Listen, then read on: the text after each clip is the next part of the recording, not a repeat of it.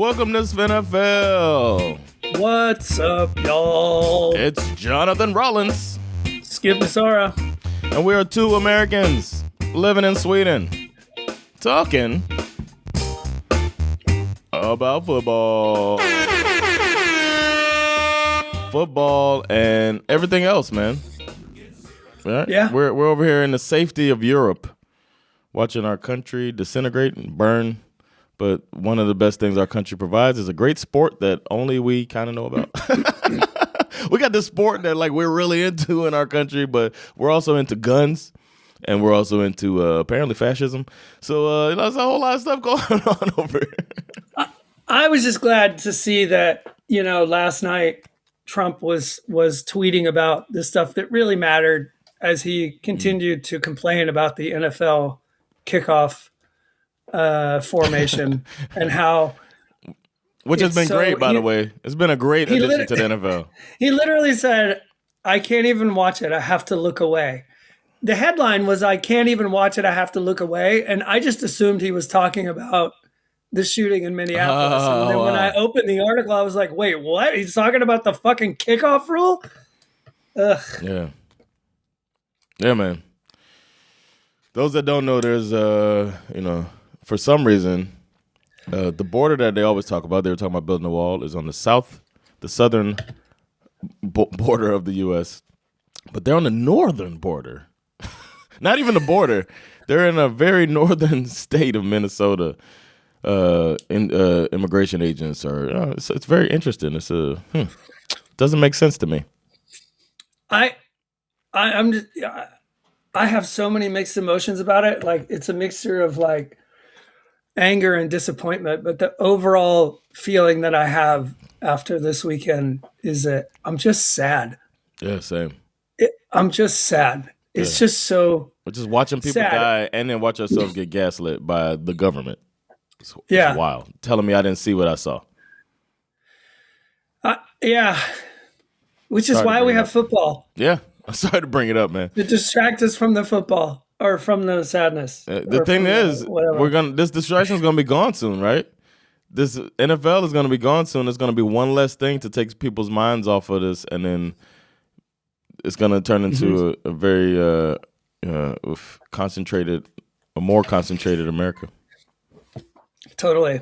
It makes you grateful to be in Europe. I agree. Man. I guess Broncos fans are sad this morning, but Patriots, you know what I mean? Patriots, they feel like they're back, man. They have to. Like nobody saw this coming. How long? We should really like acknowledge the years they spent in the wilderness. Yeah, man. Lost at sea in between the dynasty and this trip back to the Super Bowl. Like we really should like. Wasn't it like welcome? Wasn't it like 2018? I don't even remember. 2019? Like they like just before the pandemic, Bill Belichick seemed to have lost a step. Right. And then they finally reset and they had Gerard Mayo for 1 year and then they somehow Mike Vrabel falls to them. It's insane that no team grabbed this dude. And then we saw the writings on the wall when Gerard Mayo didn't turn out to be that guy. And now Mike Vrabel quickly turned them around, and they still also, when last I looked at their caps, it's like they can also make moves and improve their team greatly through the draft and through free agency. Like it only looks up from them, and they're in the Super Bowl. Crazy. But we could talk about that game, man. It was they're talking about this huge storm that's going through the U.S., and we got to see a rapid decline or adjustment of the weather throughout the game. When the game started out looking like just a cold day in Denver, and then all of a sudden it looked like a blizzard. And these two defenses, the Patriots defense all of a sudden has looked amazing this whole playoffs, and they carried this is a very eerily similar Patriots team to the teams that were a dynasty in the early 2000s, the turn of the century. Yeah. Where they're going to be carried by the defense. The media is salivating over making Drake May the next Tom Brady, but it might be that also. Like they can. I think Mike Vrabel isn't feeding into that, and it's just going to slowly bring him along the same way we said about Sean Payton. But he didn't have his quarterback. But nobody told Sean Payton that. It seems. No, I mean, honestly, this game, it's a low-scoring affair. The Patriots win 10-7. Yeah. There were only there were just under 300 yards of total offense. Yeah. If you combined by both, you know what I mean? Yeah. Like Patriots had 206 total yards, 181 for the Broncos. You compare that to the game the game that we saw later in the evening between the Rams and the Seahawks. That was like over 700, 800 total yards. It was just two totally different games. Obviously, the weather played a factor. Yeah. But at the same time, like you said, you had two defenses who were just just owning the offensive side of the ball. And Drake May looked terrible in the first quarter. He only had 7 yards passing in the first quarter. They only had one first down or something like that. Yeah, he couldn't throw to outside the numbers for some reason. It looked like every throw outside the numbers was off target and low. Even though he was throwing really low for some reason. But I guess that's better than throwing high, you know what I mean, to where the ball sails and you get an interception. So erring on the side of caution, I guess that's kind of a good move for him. If you're going to miss, you can miss where they won't get the ball, which ultimately sealed the game for Stidham, who overthrew. And then that was just a bad look. But they were kind of desperate at that part of the game anyway. But, I don't know if they've been talking to Sean Payton about this, but, I mean, there wasn't much going on.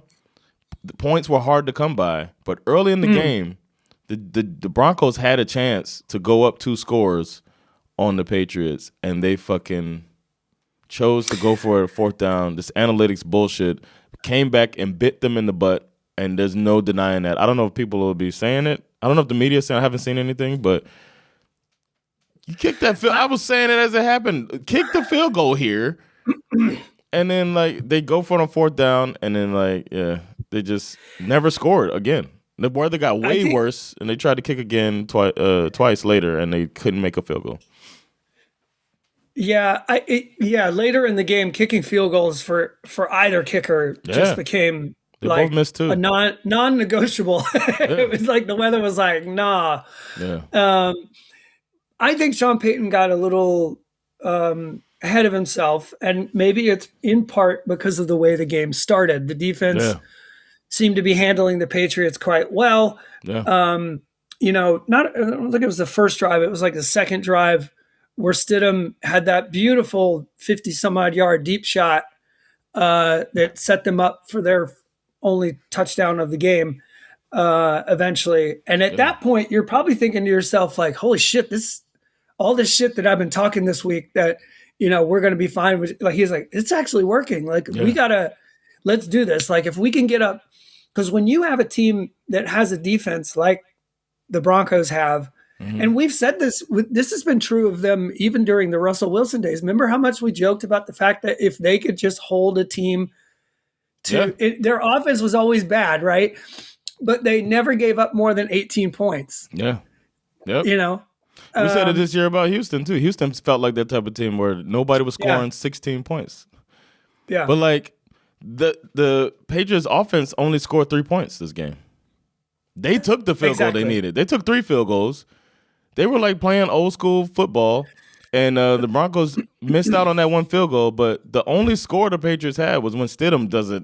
He did it more than once, 2-hand pass attempt, but it happened to go backwards because he was getting hit, and it was one of those things they had to review, and the Patriots got the ball. And no, the defense didn't score, right? They didn't progress the ball, but they got the ball, and then they scored. Should have. They should have let the play go, and it would have been a scoop and score, but it didn't matter because they scored anyway. They scored right after. That's true. But the rarely seen quarterback play where he passes the ball like a NBA point guard, 2-hand push. Yeah, chest pass, a chest pass in the fucking. He did it twice. One was completed too. I was what the fuck? Yeah. Why is he throwing the ball like that? Yeah, it's called panic mode. But that came back, that bit them because Drake May ran it in. I forgot he ran that in. He had some big runs in this game that kind of he put the game away too. I think they had something. They had something in their game plan that the Patriots, that the Broncos just didn't have, which was a season's worth of gameplay where Drake May was consistently bailing this team out of trouble by picking up key first downs all season, right? Yeah. Yep. That you cannot, like, the Jarrett Stidham. He hadn't thrown a pass in an NFL game for over 2 years before this game, right? And does it surprise me that the guy who's been playing all season is more comfortable in the moment than the guy who hasn't thrown a pass in 2 years? Absolutely. Right. No, of course not. Like, he was really the difference in the game. Yeah. I'm not saying that he played his ass off or anything. No. I'm just saying that he made the right decisions when they needed to be made in the right moments. Yep. And I think they were probably, I think Stidham had moments where he kind of took off. They had some design runs for him early that looked really nice. I was a little surprised. I think they were afraid to let, because in that moment, like when it's snowing sideways, the wind is blowing, you're not going to kick a field goal. You've got to get first downs. All of a sudden in the second half, the Broncos, what did they have in the second half? Like 3 first downs the whole half or something? Yeah. Had they allowed Stidham to go on the run, because he showed that he could do it earlier in the game, I think they were just terrified. Like, what if this guy gets hurt? Oh, yeah. Then we're really fucked. Yeah, because the Patriots hit hard, too. They're old school. Their defense hits hard. Yeah, so this has got to be one, like, when we talk about the NFL, that teams can be on the cusp and then never get back. That's how it's got to feel. Like, it's got to suck, man. Like, for teams like the Texans or, like, Buffalo definitely knows that feeling. And now Denver doing this, it's like, oof, this could be, you never know. You know what I mean? So then it's on you as the coach to, like, do the right thing when it's time. And it's hard not to put this on Sean Payton for not kicking that field goal. I don't know what else to say. As somebody who was actively, obviously, rooting against the Patriots, as I was, but it's like, it felt elementary to, like, kick that easy field goal and when the weather was good and just believe in your defense. And then, I don't know, man, having the Stidham play was just, like, very unfortunate. I'm so curious what would have happened had this game. I mean, if he kicks let's just say he kicks the field goal and everything plays out the way it played for the rest of the game, this game goes to overtime. Yeah. Who the fuck? I mean, because neither team looked like they were going to score in the middle of that blizzard. Yeah. And they still be playing now. I mean, it's like, I honestly don't know how the game would have ended, because it's not like I don't see the Patriots as the dominant team in this game. No. Had the Broncos won, I would have felt the same way about them. Yeah. I think the Patriots win in the end anyway, if it kept going as it did. But I think they would have had to play differently if they were down 10-0. True. Like, if you kick that field goal and then you're playing different too. You're up 10-0. Maybe he's not out there on the boundary trying to push past the ball. Maybe you're just getting these run plays off. There was one play where the Patriots gave up the drive. That's how much they believed in their defense. He had one read. Yeah. He had one read. It wasn't there. Yeah. He rolled to the right and threw the ball away. Like, that is how you do this type of game. It was like Sean Payton got out-coached by he's a veteran coach, but, like, he's not looked at as a Sean Payton, like, who's supposed to be this offensive genius. Like, I'm impressed, and thanks to this podcast, I can respect it, because otherwise I'd be like, man, fuck that, they don't do shit, man, fuck the Patriots. But I have to be able to look at that as, like, kudos, good job, Patriots. They're the team that deserves to be in the Super Bowl, because they're the unflinching. If we're going to compare it to college, they're looking like how Indiana looked, or like they're not going to make the mistake. Even though Drake May he got sacked more this game, but he fumbled the ball a lot last game. But they just jumped on it. You know what I'm saying? It's like all right, okay, you got that sack. Okay, we're on the ball. We're going to punt it away, and we're going to play our defense and make you have to play the whole field. We're going to be in field goal range. We're going to kick a field goal. They tried to kick 3 field goals. They missed 2, but they did the right thing. The other thing I noticed in this game, which I'm kind of curious, was this a Stidham thing, or was he being told to do this? His drop back was crazy. like 7-step, 9-step drop back. When he would drop back to pass, he would drop back like 10 yards. Yeah. I was like, where is he going? It's It might have been to set up the step up. So you can have the pocket, guess, but make it the was pocket like, wider. I don't know. But one thing I didn't understand was how Denver never really spied when they were in man defense. I mean, May's probably faster than all their linebackers anyway, but he was getting around the corner on those guys, getting to the edge. But they weren't spied. They were still coming from far to try to get him. And it's like, when are we going to spy? This dude had 60-something rushing yards. It's like, well... But all of that's easy to say today, the day after the game. More props to the Patriots. They got a tough challenge to try to hoist that trophy again. But I think they broke the record too. They got the most playoff wins ever for a franchise. Kraft's got to feel like, because it had to be hard to make the decision to fire his friend that he thought was the future of the franchise. He was ready to go forward with. But he did. That's a shrewd move that paid off big, where nobody's going to be doubting you. No. And if they win, we could talk about this when we get to the next episode, when we finally talk about the game. But what this means for Mike Vrabel, who's at an organization that was questionable in their decision making, and he's finally with a good organization. And he was one of those coaches that was like taken for granted for years. And now he gets it certainly makes the Titans look stupid. Yeah. Fired him after a winning season. Or maybe it was like a even season or whatever it was. But like I don't think he ever had a losing season. He was one of those that was like no losing season. I think his first losing season they fired him. It might have been something like that. But like it was like, yeah, they gotta feel stupid. Who'd they just hire? I know this. Robert Saleh. Yeah, they got Robert Saleh. We'll see how that goes.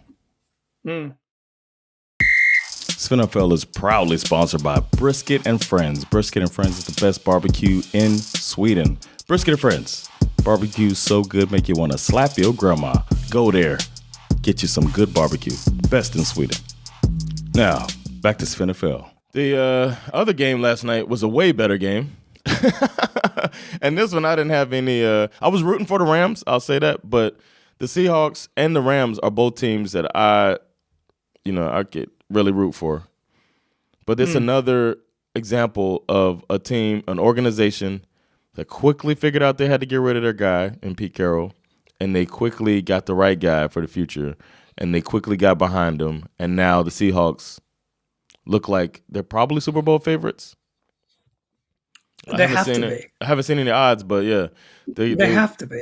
That defense... I mean, this game, even though the defense they could only hold the Rams to 27, but the Rams averaged 30-something points a game anyway. This was a good-ass game, but this was another game where the coach decided not to kick the field goal when he could have. And I think there was 5 minutes left or so when they were in the red zone, and they chose to go for it on 4th down, and they didn't get it. And they still got the ball back. And I was just thinking, if they kick the field goal there, they could be playing for a winning field goal if they stop the Seahawks. In this case, I'm not quite as critical, given the fact that when they went for it on 4th down, they were down by 4. Right. And, I don't know if I'm Sean McVay, I don't know if I'm believing in my defense as much as I would have for these other two teams that were in the AFC Championship game. You know what I mean? Like, because these two, especially in the second half, like, this game started out a little cagey, but then in the second half, it was just like, they were just trading fucking uppercuts left and right. Yeah. He probably was not 100% sure he was going to get the ball back, I would say. because there were 875 total yards between these two teams in this game. I mean, it's crazy. And, it was all the usual suspects. Jackson Smith and Jigba has 153 yards and a touchdown. Puka's got 165 and a touchdown. Devontae Adams has scored in the red. Like, everything that you thought was going to happen happened. And to that point, I would argue that the reason why the Rams lost this game is because of the two weaknesses that they've had for the entire season. First and foremost, special teams. Yeah. The muffed punt that leads to an almost instant touchdown a play or two later gives the Seahawks that cushion that they need to hold the Rams off as it starts to heat up. And that's right. I mean, that's right out of the half. He muffed too. He jumped on one. Yeah. And he muffed that other one. It was just like, oof. And then the other problem was that the Rams have had all year is that their secondary has been vulnerable. Yeah. And they got cooked. And with that 2-score cushion because of that muff punt, that's just enough for them to be able to match the Rams offense, but also hold them off, hold them back enough in the final minutes to be able to just edge this one out. And I mean, these two teams are and you should know between these two teams, like, I mean, I read something before the game this season in their two matchups, they were separated only by 1 point and 1 yard. Which is crazy. Yeah, crazy. And I even kind of forgot when we talked about this game, like the only reason the Seahawks won the second game in overtime was because of that crazy. Remember that crazy play where nobody realized it was a backwards pass and Charbonnet picked it up like it was a piece of trash in the end zone that needed to be thrown away, and it turns out it was a touchdown. Like, there's the margins that separate these two teams are so small, and even historically, like, when you think about them as a rivalry, I mean, it's very similar to the Falcons Saints thing. Like, they're basically tied all time in wins, or always like one team's got the upper. I don't even know what I have it here somewhere. Historically, they're not separated by a lot. 30 and 28. Wow. Seahawks have won 30 games. The Rams have won 28 since all time since they've been playing each other back in 1976. But they weren't in the same division. They haven't always been in the same division because for some reason, in the 1970s, both the Falcons and the Saints were in the NFC West, if you can make that make sense. But this was the kind of game I wish I could have stayed up for it because it just. I almost made it, bro. I almost made it. I made it to like when they didn't kick that field goal, and then I was just like dozing off, and I had to go to bed. So I woke up and watched the last like 5 minutes when I woke up this morning. I had the realization I had in the first game. I didn't know who I wanted to win the Patriots Broncos game. Like when it first started, I was like, I don't think I care until Jarrett Stidham threw that 50-yard deep ball that he completed. All of a sudden I realized like, oh shit, wait, no, I'm sorry. I want the Broncos to win. I wanted it for Stidham, but I don't really like Sean Payton, man. Something about him. I'm just like, Oh, I don't either. But for me personally in this game, I didn't really have a preference at all. Like there were, as a neutral fan, there are compelling narratives on both sides. I know personally I think we have quite a few Seahawks listeners. Yes, we do. Yeah. So congrats to you guys. Yeah, congrats. Congrats to Per. He's like one of our. He's always on the broadcast with the absolutely when we do the draft and all that stuff. And he came to one of my shows and had his Seahawks gear on. He's a diehard, so I'm glad for him and his Seahawks. Shout out to you. Yeah, I thought about him this morning. He has to be fucking hyped. Yeah. For me, I always just sort of fall back to my usual resting position of where are my dogs at. And I just want to give a shout. There's no like real significant dogs on the Seahawks. Obviously, Matthew Stafford is the one notable dog on the Rams side, but a lot of people don't know this. I know I've brought this up before, but I kind of forgot about it. And Isak reminded me that the coach for the Seattle Seahawks, Mike Macdonald, has got that dog in him. Wow. He is from Roswell, Georgia. Started his coaching career at the University of Georgia. Wow. Under Mark Richt, actually. Oh, wow. That ties it all of us together. Yeah, exactly. So there's a little Miami connection there, too. So that's where he began his coaching career. And nice. And now here he is. And the fact that the Falcons had the opportunity to hire him just only completes the circle of insanity. Your team could have hired him. It could have hired Vrabel as well. Yeah, exactly. Right? Or was it right? Yeah. No. Yeah, we interviewed him. Yeah, interviewed Vrabel. Damn, both guys in the Super Bowl had a chance to be your coach. And I have no doubt that they would have turned your team around. And also considering the fact that Mike Macdonald is literally a hometown, like he's a hometown guy. Like, how did you not? This is probably why they fired the GM. Sure. That's probably why they fired the GM. Yeah. Because it's the McVay thing, man. Maybe the McVay luster is leaving now. Maybe now people will be like, you know what? Let's chill on them. Because you had Brandon Staley, Raheem Morris. Who else is from that staff? Maybe Chris Shula might not be as hot of an item. I think that he might be one that people aren't that were waiting for since the other guy who was horrible this year was Zach Robinson, Falcons offensive coordinator. He came from the McVay staff as well. Oh, okay. Oh, that makes sense. He was terrible, and now the Bucs have him, and he's probably going to reinvigorate Baker Mayfield's career again, and just embarrass the Falcons, because everybody who leaves the Falcons plays great. Yeah. There was a great Falcon playing for the Rams, like Nate Landman, who played for the Falcons last year. All of a sudden leaves. He gets shit. We just let him go. And the Rams pick him up, and he leads the team in tackles. I'm like, what? I'm like, when did that happen? The one thing I want to say about this game, though, that I'm really, really glad. I think the taunting penalty on Reek Woolen, was dumb. Yeah. For those of you who didn't see it, it was a third down play. The Rams incomplete. Yep, it's gonna be 4th and 12. Yeah. It's 4th and long. 12. Yeah. Reek Woolen is like, goes over to the Rams sideline, and I don't know what he's saying, but he's obviously saying something.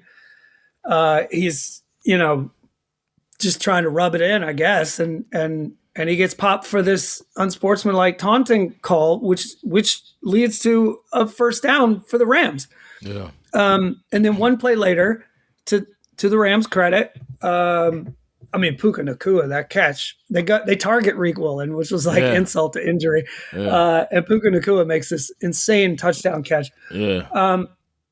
The thing that for setting aside the fact that the rules are the rules and he got popped, whatever, stupid in my opinion, I'm just glad that it didn't change the outcome. Like, had it gone had this flipped and the Rams won, goodness, would we be talking about this all offseason? Like, I'm just glad it didn't. As a ref, you almost want to be like offensive lineman. You don't want people to know your name. You know what I'm saying?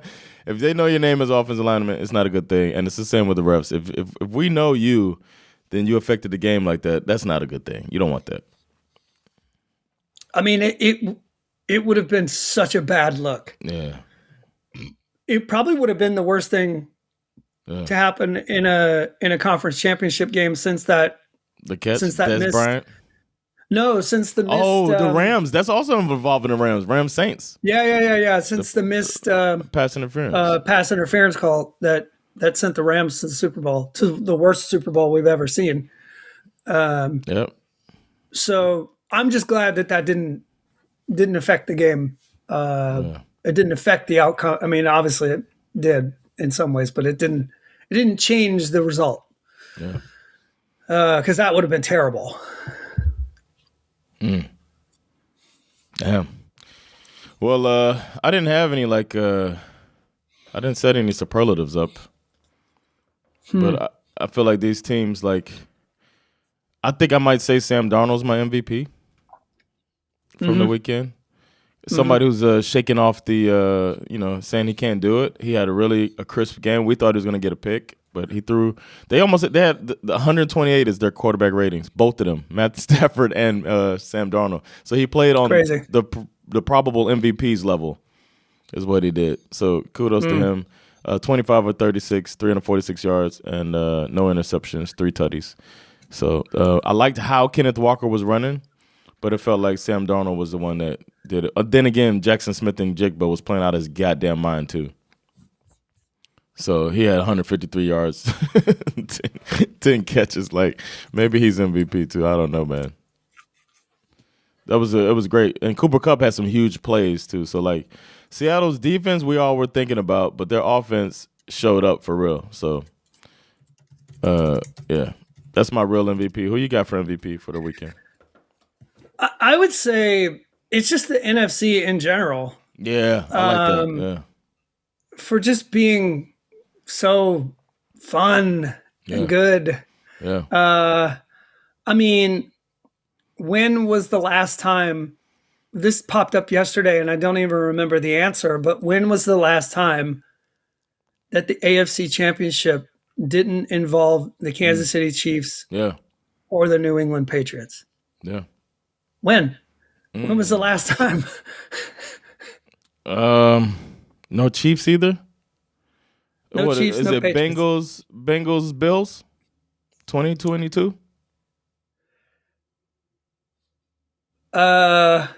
Or did the Bengals beat the Patriots? I mean, the Chiefs. I think the Bengals beat the Bills, Chiefs. right? Or was it Chiefs? Okay, they beat the Bills in the was that the divisional 13-second Bills game? Was that it? Or was it? I think so, yeah. Okay, I don't remember. Shit. In that case, I really don't remember. Was it 2017? According to, I just quickly did Chat GPT, so okay. Quote me on this. 2010. 2010? Is that true? Yeah, because they haven't won every Super Bowl, but Steelers, Jets. Because the Steelers went to that Super Bowl and lost to the Packers, right? Yeah. Wow. Since that game, the Patriots. That's a shit got learned from me. since that game, the Patriots appeared in 8 straight AFC Championship games. And then, of course, in come the Chiefs, and then they start taking over the AFC Championship game. Straight or something like that. I mean, it's to think about that in comparison to the NFC, where this notion of parity really seems to be more legitimate on that side of the league, for sure.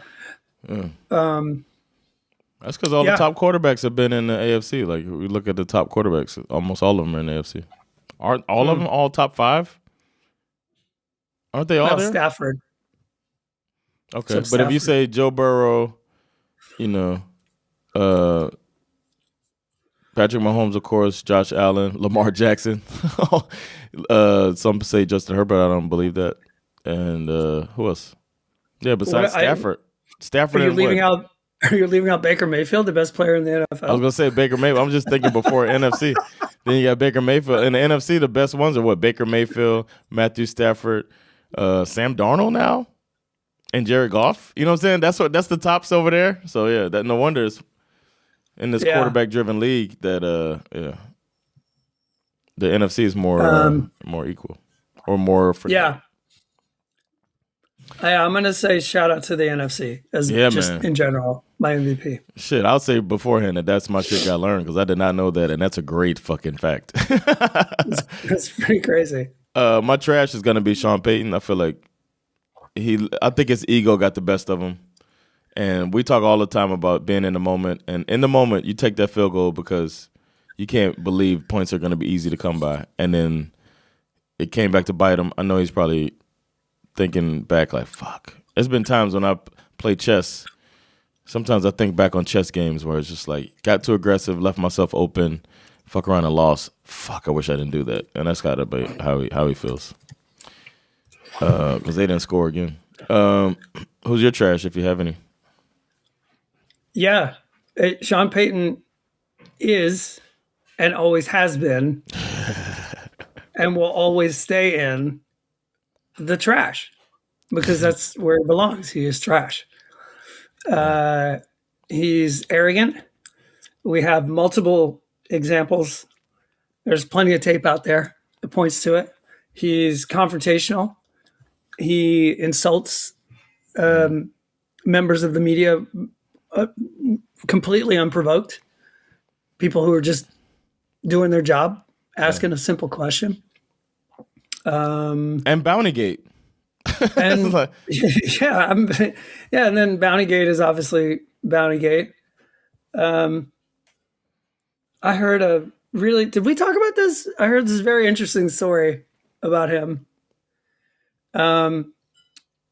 Sports Illustrated writer Connor Orr. I was listening to him. He was telling a story about an interaction he had with Sean Payton. And long story short, he was trying to do a story for Sports Illustrated where they were talking about the anniversary of Bountygate. Mm-hmm. And so he was going to do a story with these high school kids that Sean Payton coached. Mm-hmm. It was supposed to be a nice, like, kind of public interest. Like, it was going to be a puffball. Like, what did you learn from? Yeah. And all of these kids were now graduating high school. So it was like kind of a milestone moment for them. And he did it the right way. He reached out to the school. The school reached out to the parents. The parents gave their permission. And the kids who wanted to talk to Connor Orr called him, and they did. And he wrote this piece. Sean Payton found out about it and basically threatened to end Connor Orr's career. He was a young writer at the time. I think he had only been working for Sports Illustrated for like a year or two or something, and he really thought his career was going to be over. Regardless, the magazine stepped in and kind of, took over the discussions from there, and they managed to kind of calm everything down. But he never forgot it, and he fast forward to a couple of weeks later, and it was back to the Saints Rams game, mm-hmm. where they don't call the pass interference. And after the game, he's walking around thinking to himself, like, man, that was so, like, what a horrible way for them to lose. And he gets a call from his mom. And his mom goes, yeah, we just finished watching the game. She's like, I just wanted to let you know, you remember that I saw what happened to that coach that was angry with you that they lost. And he was like, yeah. She's like, just so you know, this morning I went to church and I lit a candle and I prayed for something horrible to happen to him today.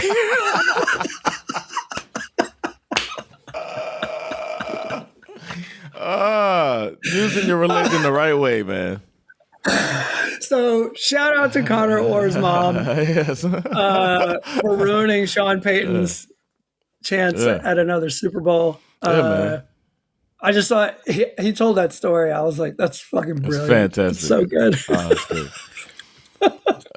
The spec I'm gonna throw out there is Cooper Kupp, man. People think he might be, obviously he's past his prime, but he's showing he still got it, man. He came up very big in a few plays, fighting for extra yards, getting some extra first downs, making it where they can to win that game. So shout out to Cooper Kupp, man. Put some respect on my name.